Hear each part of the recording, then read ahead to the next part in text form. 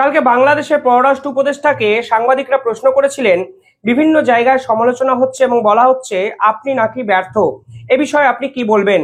পররাষ্ট্র উপদেষ্টা স্মার্টলি বলেন, আমি হয়তো ব্যর্থ, কিন্তু বাংলাদেশে যদি আমার থেকে বেটার কেউ থাকেন তাহলে আমি জায়গা ছাড়তে প্রস্তুত। আর এখানেই উঠে যায় এক অত্যন্ত গুরুত্বপূর্ণ প্রশ্ন। তিনি কিছুদিন আগে জয়শঙ্করকে বাংলাদেশে এসে বাংলাদেশের পরিস্থিতি দেখে যাওয়ার আমন্ত্রণ জানিয়েছিলেন, কিন্তু জয়শঙ্কর এমন কি কথাবার্তা বললেন যাতে এই পররাষ্ট্র উপদেষ্টার ক্রেডিবিলিটি নিয়েই কিন্তু বড় প্রশ্নচিহ্ন খোদ বাংলাদেশের মিডিয়ায় তুলে দিল। মনে রাখবেন, শেষ 6 মাসে জয়শঙ্করের মতো বিদেশমন্ত্রী কিন্তু বাংলাদেশ ইস্যুতে সে অর্থে কোনো বড়সড় বোমা বিস্ফোরণ ঘটায়নি। ঠিক দুদিন আগে বাংলাদেশের পার্টিকুলার কিছু ইস্যু নিয়ে জয়শঙ্কর কিন্তু প্রথম বিস্ফোরণটি ঘটান। তিনি কিন্তু বলেন, সন্ত্রাসবাদ কখনোই বাংলাদেশের ক্ষেত্রে স্বাভাবিক বিষয় হতে পারে না, এমনকি সংখ্যালঘুরা যেভাবে বাংলাদেশে ট্রিটেড হচ্ছে তা কোনোভাবেই মেনে নেওয়ার অবস্থায় কিন্তু নেই। ঠিক তার পরের দিন অজিত দেওয়াল ভারত এবং বাংলাদেশ সীমান্তে পৌঁছান এবং একাধিক গুরুত্বপূর্ণ মিটিং করেন, এবং এই দুই মিটিং এর ঠিক আগের দিন ভারতের সেনাপ্রধান হুঁশিয়ারি দিয়ে বলেন, আপনারা যদি সেভেন সিস্টার্সকে অশান্ত করার চেষ্টা করেন তাহলে আমরাও কিন্তু ছেড়ে দেব না। আর এই সকল বিষয়কে কেন্দ্র করেই সকলের মানে যদি র্যাডারে বলেন, কেন্দ্রবিন্দুতে বলেন, যে ব্যক্তিটি এসে পৌঁছায় তিনি হলো বাংলাদেশের এই পররাষ্ট্র উপদেষ্টা, যিনি শেষ 6 মাসে আদতে বাংলাদেশে কিছুই করে উঠতে পারেননি। কেন উনি ব্যর্থ সে বিষয়ে আমার নির্দিষ্ট কিছু কারণ আছে, এবং সেই কারণগুলো যদি আপনারা শোনেন তাহলে বুঝতে পারবেন আসলে ভারত এবং বাংলাদেশের সম্পর্কের এই অবনতির পিছনেও এই ব্যক্তি কিন্তু অন্যতম প্রধান কালপ্রিট। কেন আমি বলছি? কালকে পররাষ্ট্র উপদেষ্টা আরো হাস্যকর একটা প্রেস কনফারেন্স করেছেন। দেখুন, উপদেষ্টা মানে তো মন্ত্রী পদমর্যাদার কোনো ব্যক্তি। তারা যখন কথাবার্তা বলেন সেগুলো নিয়ে আন্তর্জাতিক মহল গবেষণা করবে, চর্চা করবে, এটাই স্বাভাবিক। তাই এই উপদেষ্টারা যে কথাবার্তাগুলো বলছেন তার পিছনে অনেক বেশি রাজনীতির থেকে কূটনীতি থাকা প্রয়োজন বলে আমার মনে হয়। জয়শঙ্কর কিছুদিন আগে বলেছিলেন, আপনারা যদি সন্ত্রাসবাদকে প্রশ্রয় দেন তাহলে আপনারাই ঠিক করবেন আপনারা ভারতের সঙ্গে সম্পর্ক রাখবেন কিনা। মানে এই ধরনের স্টেটমেন্ট আপনি পাকিস্তানের সময় কিন্তু জয়শঙ্করকে বলতে শুনবেন, কারণ জয়শঙ্কর এবং ভারত সরকারের ঘোষিত নীতি হলো নো টু টেরোরিজম। সেখানে বাংলাদেশ সরকার একের পর এক যে পদক্ষেপ নিয়েছে তাতে পরিষ্কার বোঝা যায় সন্ত্রাসবাদকে মদদ দিতে শুরু করেছে বাংলাদেশ সরকার। পররাষ্ট্র উপদেষ্টা সেই পার্টিকুলার ইস্যুটিকে কার্যত বাইপাস করে ভারতকে পাল্টা দেওয়ার চেষ্টা করলেন মিডিয়ার সামনে। তিনি আবার বললেন ভারতকে ঠিক করতে হবে বাংলাদেশের সঙ্গে তারা সম্পর্ক রাখবে কি রাখবে না। মানে পরিষ্কারভাবে রাজনৈতিক কথাবার্তা তিনি এই উপদেষ্টা হয়ে মিডিয়ার সামনে বলতে শুরু করলেন। আসলে যে ইস্যুতে জয়শঙ্কর কথা বলতে চাইলেন, মানে সন্ত্রাসবাদ, অর্থাৎ জেল থেকে কেন আপনি একের পর এক নেতাকে ছেড়ে দিয়েছেন, কিসের জন্য আপনি সেভেন সিস্টার্সকে উড়িয়ে দেওয়ার হুমকি দেওয়া আপনার উপদেষ্টাদের এই কথাবার্তাগুলোকে অ্যালাউ করছেন, এবং এই ধরনের কথাবার্তাগুলোর যৌক্তিকতা কি, এই প্রসঙ্গ তিনি এড়িয়ে গিয়ে পাল্টা বলে বসলেন জয়শঙ্কর বা ভারতবর্ষকে ঠিক করতে হবে তারা বাংলাদেশের সঙ্গে কেমন ধরনের সম্পর্ক চায়। এবার বাংলাদেশের বর্তমান যে অর্থনৈতিক পরিকাঠামো, এতে যদি এই পররাষ্ট্র উপদেষ্টাকে অত্যন্ত সিরিয়াসলি নিয়ে ভারত সরকার বাংলাদেশের সঙ্গে সম্পূর্ণভাবে ব্যবসা বাণিজ্য বন্ধ করে দেয় তাহলে সব থেকে বড় বিপদে কিন্তু পড়বে এই বাংলাদেশ সরকার। কারণ চাল, ডাল, দুধ, গম, দুধ, এই সমস্ত পণ্যদ্রব্য কিন্তু বাংলাদেশ সরকার এখনো অবধি ভারতবর্ষের উপর ডিপেন্ড করে থাকে। এমনকি শেখ হাসিনার সময় যত ধরনের ব্যবসা বাণিজ্য বাংলাদেশ এবং ভারত করত তার থেকে কয়েক গুণ বেশি টাকার ব্যবসা বাণিজ্য কিন্তু বর্তমানের এই ইউনিট সরকার করেছে। পররাষ্ট্র উপদেষ্টার মাথাতে এই কথাগুলো নেই। তিনি হঠাৎ করে বলে বসলেন ভারত ঠিক করুক ভারত কি চায়। পরবর্তীকালে তিনি কি কথা বলেছেন আমি একটু বলে দিই। আর একটা বিষয় আমার মনে পড়লো, বাংলাদেশ কিন্তু তাদের যে বিদ্যুতের যোগান, সেই বিদ্যুতের যোগানের 80% বিদ্যুৎ কিন্তু ভারত থেকে আমদানি করে। অর্থাৎ সবকিছু মিলিয়ে পররাষ্ট্র উপদেষ্টা যে কথা বলেছেন এর পাল্টা ভারত সরকার যদি অত্যন্ত গুরুত্বপূর্ণ কিছু পদক্ষেপ নেয় তাহলে বাংলাদেশের মানুষ কিন্তু এই পররাষ্ট্র উপদেষ্টাকে কি ছেড়ে দেবেন না। পাশাপাশি তিনি কথা বলেছেন সংখ্যালঘু বিষয় নিয়ে, কারণ জয়শঙ্কর সংখ্যালঘু ইস্যুটা হাইলাইট করেছিলেন। তিনি বলেছেন সংখ্যালঘু ইস্যুটা ভারতের মিডিয়ার প্রোপাগান্ডা, অর্থাৎ তিনি ভারতকে সংখ্যালঘু ইস্যুতে পাল্টা দিতে গিয়ে আবার বলে বসলেন সংখ্যালঘু ইস্যু তো বাংলাদেশের ইন্টারনাল ইস্যু। তাহলে কিভাবে জয়শঙ্করের মতো বিদেশমন্ত্রী এ বিষয়ে মুখ খুললেন? আর এখানেই প্রশ্ন উঠে যায়, সংখ্যালঘু ইস্যু কি কখনো আর ইন্টারনাল ইস্যু বাংলাদেশের আছে? কারণ এই সংখ্যালঘু ইস্যু নিয়ে স্বয়ং মুখ খুলেছেন আমেরিকার প্রেসিডেন্ট ডোনাল্ড ট্রাম্প। এই সংখ্যালঘু ইস্যু নিয়ে আলোচনা হয়েছে ব্রিটেনের পার্লামেন্টে। এই সংখ্যালঘুর ইস্যু নিয়ে আলোচনা হয়েছে সুইডেনের পার্লামেন্টে। এমনকি এই সংখ্যালঘুর উপর অত্যাচার এবং নিগ্রহ নিয়ে জাতিসংঘের একের পর এক রিপোর্ট আছে। তাহলে এই সংখ্যালঘু ইস্যু নিয়ে ভারত যদি মুখ খোলে, তাতে বাংলাদেশের ইন্টারনাল ইস্যু কিন্তু তার থাকে না।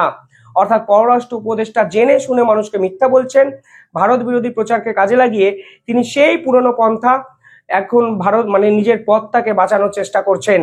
পাশাপাশি তিনি আরো কিছু কথাবার্তাগুলো বলেছেন। তিনি বলেছেন উচিত কি অনুচিত কি আমরা বিচার করতে চাই না, কিন্তু এটা তো বাস্তব। শেখ হাসিনা ভারতে থেকে দিনের পর দিন মুখ খুলছেন এবং ওনার মুখ খোলার পর বাংলাদেশের রাজনীতি নাকি অশান্ত হচ্ছে। এবার প্রশ্নটা হলো, বাংলাদেশের আইন শৃঙ্খলার দায়িত্ব কার? বাংলাদেশের আইন শৃঙ্খলার দায়িত্ব বাংলাদেশের সেনাপ্রধান মোহাম্মদ ইউনূসের সরকারের। সেই দেশের আইন শৃঙ্খলা বিঘ্নিত হবে হাসিনার মুখ খোলাতে। এই পুরো বিষয়টার পিছনে নাকি ভারতবর্ষ দায়ী, এই অভিযোগ কিন্তু পররাষ্ট্র উপদেষ্টা কালকে প্রকাশ্যে ক্যামেরার সামনে করলেন। এবার দেখুন, জয়শঙ্করকে পাল্টা দিতে গিয়ে বা জয়শঙ্কর তার আবেদনে সাড়া দেয়নি বলে শুধুমাত্র ভারত বিরোধিতা করার জন্য এই কথাগুলো উনি বলেছেন বলে আমার অন্তত মনে হয় না। কিন্তু এই কথাগুলোর পিছনে ভারত বাংলাদেশের সম্পর্ক শুধু নয়, আন্তর্জাতিক ক্ষেত্রে বাংলাদেশের যে ভাবমূর্তি তাও কিন্তু অক্ষুণ্ণ হবে। শেখ হাসিনাকে ভারতবর্ষ অতিথি আপ্যায়নে সম্মান দিয়ে একটা জায়গায় স্থান দিয়েছেন। শেখ হাসিনাকে তো ভারতবর্ষ কন্ট্রোল করে জেলখানায় বন্দি করে রাখেননি। শেখ হাসিনা কি জেলে আছেন?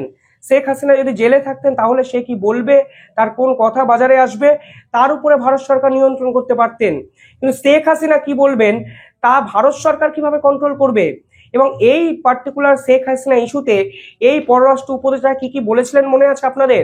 তিনি বলেছিলেন, আমরা ভারতকে একটি চিঠি দিয়েছি, অফিসিয়ালি প্রত্যর্পণ চুক্তি মেনে হাসিনাকে ফিরিয়ে দিতে বলেছি। আবার কেউ কেউ তার সরকারেই বলেছিল আমরা ইন্টারপোলেরও দ্বারস্থ হয়েছি। প্রথমে তারা বললেন ক্যামেরার সামনে 17ই নভেম্বরের মধ্যে শেখ হাসিনাকে নিজেদের দেশে ফিরিয়ে নিয়ে আসবেন। এখন আবার বলছেন কোনো একটা এপ্রিল মাসের ডেটে শেখ হাসিনাকে তারা ফিরিয়ে নিয়ে আসবেন। অর্থাৎ পররাষ্ট্র উপদেষ্টা একটা দেশের জিওপলিটিক্যাল সারফেসে মেরুদণ্ড হয়, কিন্তু এই পররাষ্ট্র উপদেষ্টা নিজের মেরুদণ্ড সম্পূর্ণভাবে বিকিয়ে কূটনীতির মা মাসি উদ্ধার করে কার্যত বাংলাদেশের ভাবমূর্তি ফিরিয়ে আনতে তো পারেনি, উল্টে জলাঞ্জলি দিয়েছেন। কোথায় এই চিঠির রিপ্লাই দিল ভারত আপনাকে? এই যে আপনি স্টেটমেন্টগুলো দিয়েছেন, দুদিন কেটে যাওয়ার পরও ভারতবর্ষ কিন্তু আজও আপনাকে নিয়ে একটা মিনিটও ব্যয় করেনি। পরবর্তীকালে কি বলবে নাকি আমি জানি না, কিন্তু কোনো একটা রাষ্ট্রের বিদেশ মন্ত্রী যদি এই ধরনের স্টেটমেন্ট দিত, ভারত সরকারের পাল্টা স্টেটমেন্ট দিতে নিত 15টা মিনিট। আর আপনাকে এতটাই তাচ্ছিল্য সুরে ভারতবর্ষ দেখে যে আপনাকে পাল্টা দেওয়ার প্রয়োজনটাই অনুভব করছে না ভারত সরকার। নিশ্চয়ই আমি পারছি না, না হলে এই প্রশ্ন আসছে কেন? আমি শুধু এটুকু বলতে পারি যে যদি কাউকে পাওয়া যায় যে এর ভালো পারবে, আমি খুব আনন্দের সাথে তাকে এখানে ওয়েলকাম করে চলে যাব। ধন্যবাদ। শুধু তাই নয়, আপনি কেন ব্যর্থ প্রশ্ন করেছেন না? আমি 3 থেকে 4টে পয়েন্ট আজকে আপনাদের সামনে রাখছি। দেখুন, পাকিস্তান নিয়ে এই বাংলাদেশের অবস্থান কি তা পররাষ্ট্র উপদেষ্টা কিন্তু আন্তর্জাতিক স্তরকে জানাতে পারেনি। কেনই বা হঠাৎ করে 6-7 মাসে পাকিস্তান থেকে এত বিপুল পরিমাণে অস্ত্র আমদানি বাড়লো? কিসের জন্য পাকিস্তান অ্যাক্টিভিটি বাংলাদেশের মাটিকে ব্যবহার করে বাড়তে শুরু করলো? কেন একের পর এক জেলখানা থেকে বিভিন্ন নেতাকে ছেড়ে দেওয়া হচ্ছে? এইগুলো নিয়ে কিন্তু স্বয়ং প্রশ্ন তুলেছিল ভারতবর্ষ। সেই প্রশ্নের কোনো উত্তর এই পররাষ্ট্র উপদেষ্টার নেই, এবং আন্তর্জাতিক স্তরে পাকিস্তানকে নিয়ে অরিজিনাল স্ট্যান্ড বাংলাদেশের যে কি তা কিন্তু এই পররাষ্ট্র উপদেষ্টা জানাতে পারেননি। এর ফলে কি হলো জানেন? এই 6 মাসে আজ অবধি কোনো আন্তর্জাতিক ব্যবসা বাণিজ্য বাংলাদেশে এসে কিন্তু পৌঁছালো না। এমনকি একের পর এক দেশ বাংলাদেশকে কিন্তু আজ প্রত্যাখ্যান করছে। জাপানে 37টা কোম্পানি বাংলাদেশ থেকে বন্ধ হয়ে যাচ্ছে। অর্থাৎ এর দায় কিন্তু পররাষ্ট্র উপদেষ্টারই। আপনারা বলুন, ভারতবর্ষে যখন আপনারা একের পর এক জিনিস শোনেন যে এই দেশ থেকে মিনিস্টার আসছে, নরেন্দ্র মোদী আমেরিকা সফরে গেছে, নরেন্দ্র মোদী ফ্রান্স সফরে গেছে, এই যে একের পর এক দেশগুলোয় ভারতের বিভিন্ন মন্ত্রী বা প্রতিনিধিরা যান, এর ফলে ভারতবর্ষ বিভিন্ন ক্ষেত্রে কিন্তু বেনিফিটেড হয়। শেষ 6 মাসে বাংলাদেশের একটা আন্তর্জাতিক ব্যবসা বাণিজ্য বা হাই প্রোফাইল কোনো প্রেসিডেন্ট বা নেতা মন্ত্রীকে আসতে দেখেছেন? দেখেননি। এই ব্যর্থতা কিন্তু বাংলাদেশের বিদেশ মন্ত্রকেরই। ফলে এই দায় পররাষ্ট্র উপদেষ্টাকে নিতে হবে। পাশাপাশি সার্কের মিটিং নিয়ে আপনারা অনেকেই জানেন, প্রথমে এসে এই পররাষ্ট্র উপদেষ্টা চেয়েছিলেন সার্কের মিটিং যেন অর্গানাইজ করতে তিনি পারেন, কিন্তু জয়শঙ্কর দুবার সার্কের মিটিং অর্গানাইজ করতে চায় না, পরিষ্কার জানিয়ে দেয় এই পররাষ্ট্র উপদেষ্টাকে। পাল্টা প্ল্যান বি কি এই পররাষ্ট্র উপদেষ্টা দেখাতে পেরেছেন? কিসের জন্য পাকিস্তানের সঙ্গে ভারতের আপনি মিটিং করাতে চাইছেন? আপনার স্বার্থটা এখানে কি আছে? যেখানে দুই দেশ একে অপরের সঙ্গে ব্যবসা বাণিজ্য করে না, সেখানে আপনি উপযাজক হয়ে পুরো বিষয়টা ঢুকতে চাইছেন কেন? এই প্রশ্ন কিন্তু উঠবেই। পাশাপাশি রূপপুর বিদ্যুৎ কেন্দ্র নিয়ে আপনারা পুতিনকে আক্রমণ করেছিলেন, পাল্টা রাশিয়া একটি প্রেস বিবৃতি দিয়ে বলে বাংলাদেশ এই যা অভিযোগ করছে সম্পূর্ণ ভুয়ো এবং মিথ্যে।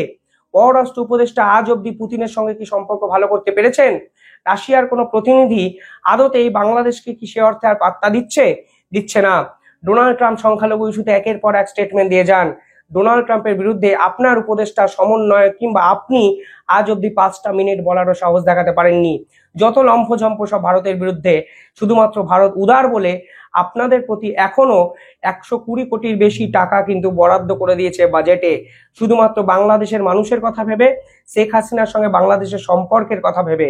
কিন্তু আপনি যে ধরনের কথাবার্তাগুলো বলছেন তাতে আপনার ক্রেডিবিলিটি নিয়ে তো এক বড় সড়ো প্রশ্নচিহ্ন উঠছেই।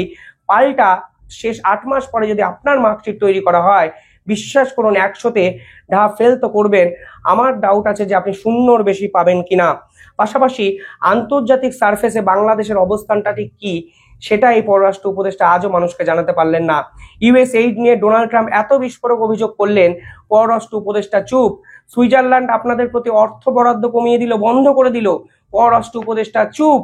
একের পর এক ইস্যু বাংলাদেশে প্রতিনিয়ত ঘটছে, যার ফলে বিদেশি মুদ্রার সঞ্চয় কমে গেছে, পররাষ্ট্র উপদেষ্টা চুপ।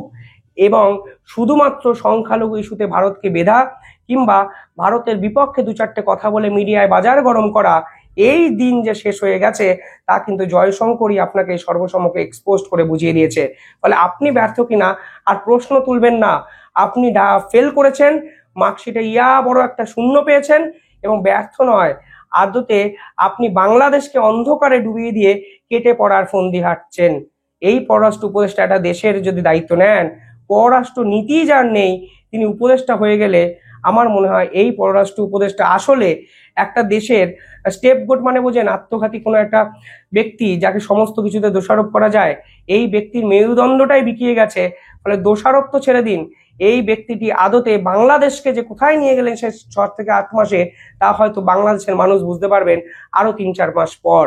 যে দেশে আন্তর্জাতিক ব্যবসা বাণিজ্য আসে না, সেই দেশে পররাষ্ট্র উপদেষ্টা রেখে কি লাভ? এই প্রশ্ন আমি রাখলাম। ভিডিওটি ভালো লাগলে কমেন্টে জানাবেন, চ্যানেলটি ভালো লাগলে সাবস্ক্রাইব করবেন। ধন্যবাদ।